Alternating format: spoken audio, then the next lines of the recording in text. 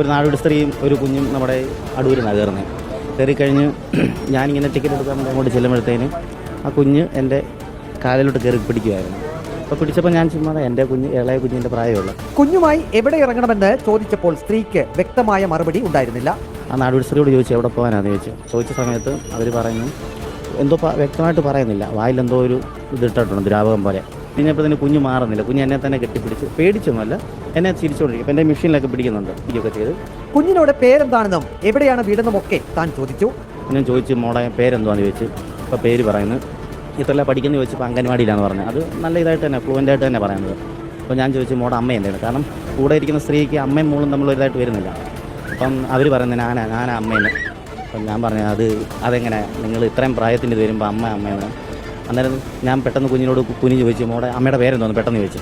ചോദിക്കുമ്പോഴും പെട്ടെന്ന് അവർ തന്നെ പറയുന്നത് ദേവിയാണെന്നാണ് പറയുന്നത്. അതിന് എനിക്ക് സംശയമുണ്ട്. സംശയം മാത്രമല്ല വേറൊരു പേടിയുണ്ട്. ഒരുപക്ഷെ അവരുടെ കുഞ്ഞ് തന്നെയാണെങ്കിൽ ഇത്രയും ആൾക്കാർ നമ്മുടെ കുറ്റം പറയും. ഡ്രൈവർ സാഗറിനോട് ബസ് നേരെ പന്തളം പോലീസ് സ്റ്റേഷനിലേക്ക് വിടാൻ കണ്ടക്ടർ അനീഷ് നിർദ്ദേശിച്ചു. പോലീസ് ഉദ്യോഗസ്ഥർ സ്ത്രീയെ വിശദമായി ചോദ്യം ചെയ്തു. കുഞ്ഞിനെ തട്ടിക്കൊണ്ടുവന്നതാണെന്ന് സ്ത്രീ സമ്മതിച്ചു. എന്നിലൂടെ ഒരു കുഞ്ഞ് രക്ഷപ്പെട്ടതിൽ സന്തോഷം കണ്ടക്ടർ അനീഷ് പറഞ്ഞു. എങ്കിലും എനിക്ക് ആ സംശയം ഇതായതുകൊണ്ട് ഞാനാണെങ്കിൽ എന്തോടത്ത് ഞങ്ങളുടെ ഡ്രൈവറായിട്ട് അന്ന് സാഗർ എന്ന് പറഞ്ഞ സാറിനോട് സാറേ ഇനി അങ്ങോട്ട് സ്റ്റോപ്പിൽ ആളെ ഇറക്കുകയും വേണ്ട കയറ്റുമൊന്നും വേണ്ട, നമുക്ക് നേരിട്ട് സ്റ്റേഷനിലോട്ട് അങ്ങ് പോകാമെന്ന് പറഞ്ഞു.